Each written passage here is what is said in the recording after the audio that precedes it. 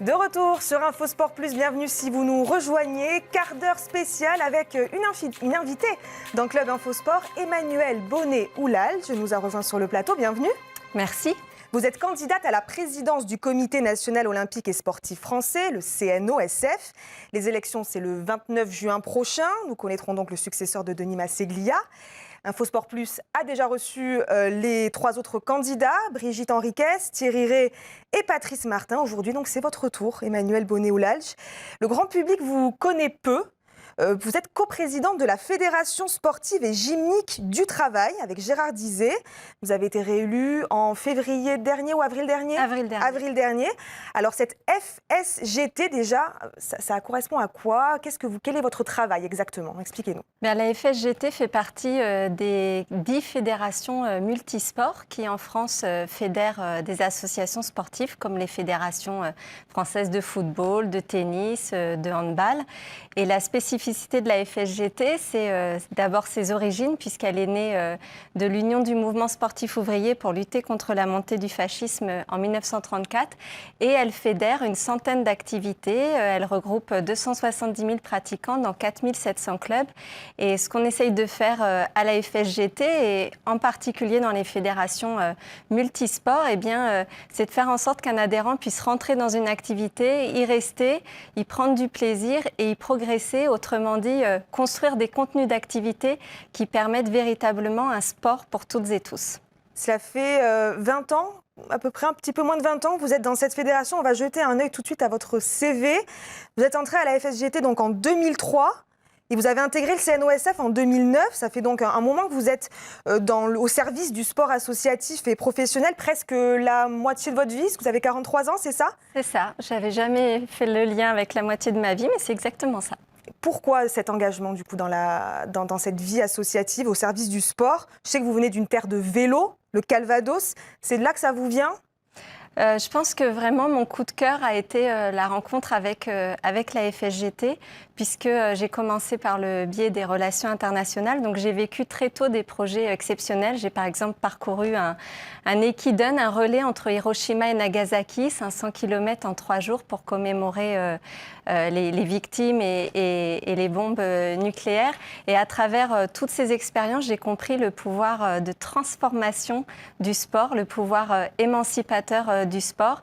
J'ai compris que le sport, c'était pas seulement se défouler pour rester en bonne santé, mais que le sport construisait l'être humain, construisait la citoyenne que je suis. Et je suis tombée littéralement amoureuse et de ma fédération et du mouvement associatif qui est absolument extraordinaire. Je pense que s'il n'y avait pas en France ces 300 000 associations sportives, dont la moitié qui sont affiliées à une fédération sportive, eh bien on enlèverait un poumon à ce qui fait finalement l'activité humaine quotidienne.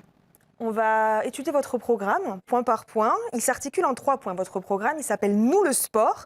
Alors, résilience, solidarité, exigence, ce sont de grands mots qui regroupent quand même beaucoup de définitions. Donc, on va essayer de résumer ça le plus intelligiblement possible.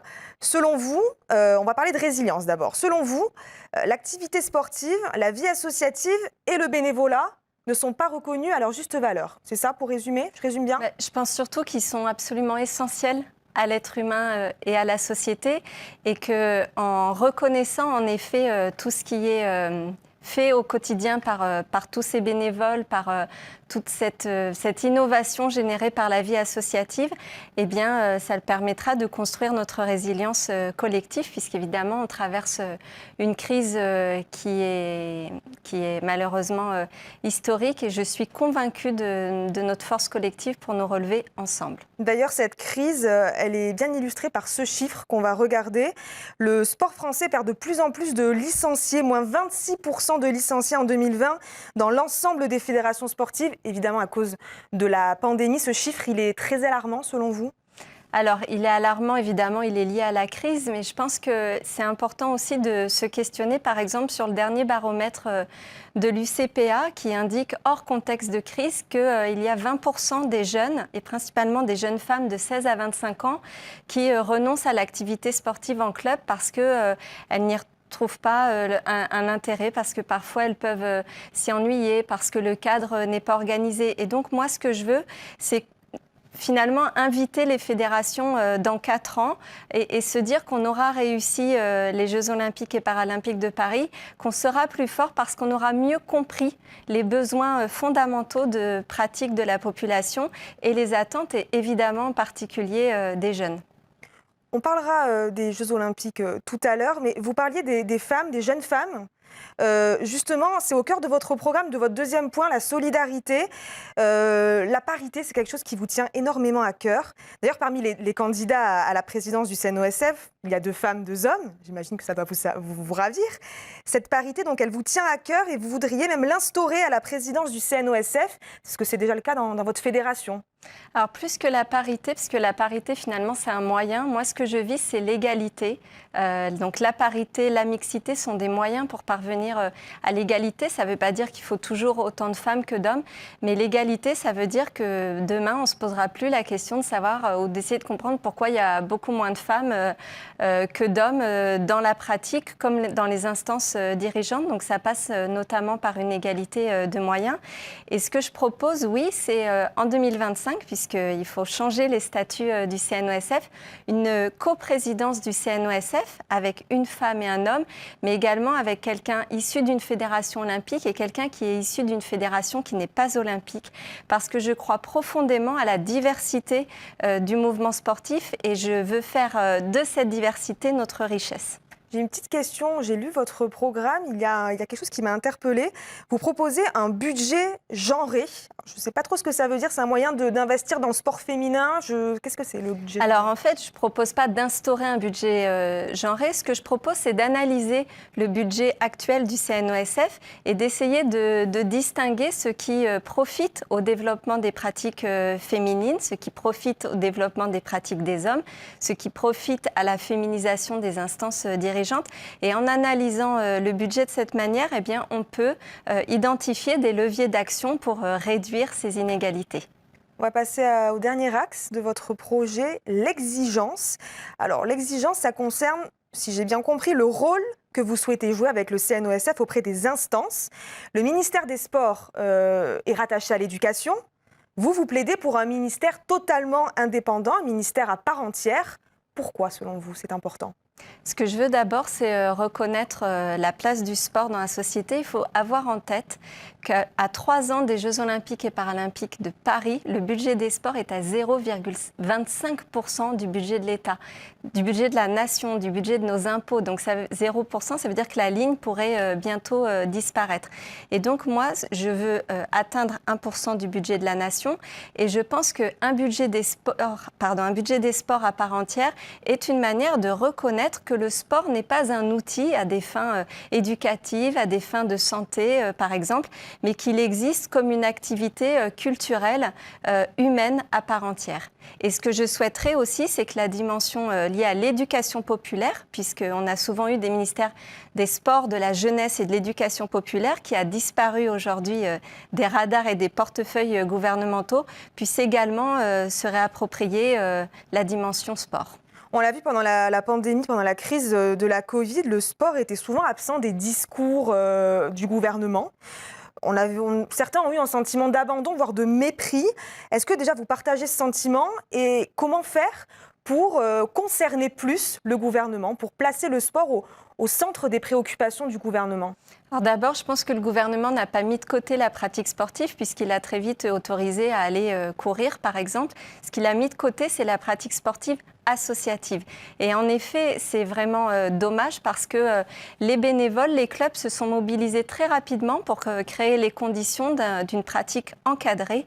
Et je pense qu'en période de crise sanitaire, nous aurions eu en effet davantage besoin de pratiques encadrées que de pratiques libres. Et oui, je pense qu'un certain nombre de clubs et d'associations ne se sont pas sentis respectés, notamment au tout début de la crise sanitaire, quand le ministre de la Santé a dit que les gymnases étaient des lieux importants de communication.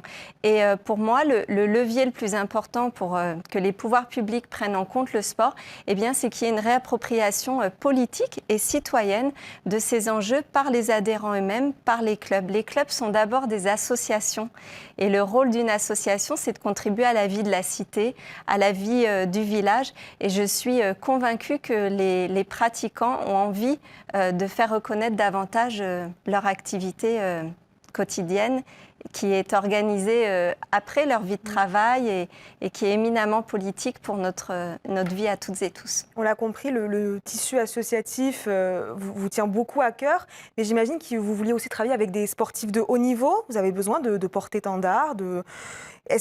Quel sportif vous inspire? Avec qui vous auriez envie de travailler, notamment pour préparer les JO de Paris 2024? Alors déjà, le sport pour tous et le sport de haut niveau sont forcément liés. Tous les sportifs de haut niveau ont commencé dans un club.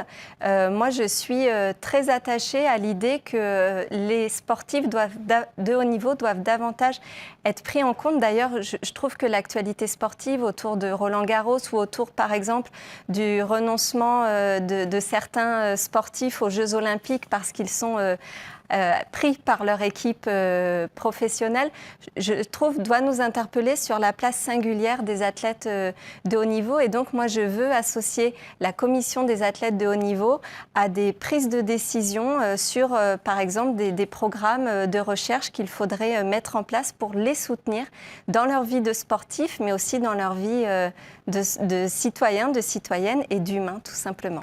Merci beaucoup, Emmanuelle Bonnet-Oulalch, candidat donc à la présidence du CNOSF. Merci beaucoup d'avoir été avec nous dans Club Info Sport. Vous parliez de Roland-Garros, on va en parler dans les prochains journaux, la suite et la fin des quarts de finale. On se retrouve dans quelques instants pour un nouveau journal. À tout de suite.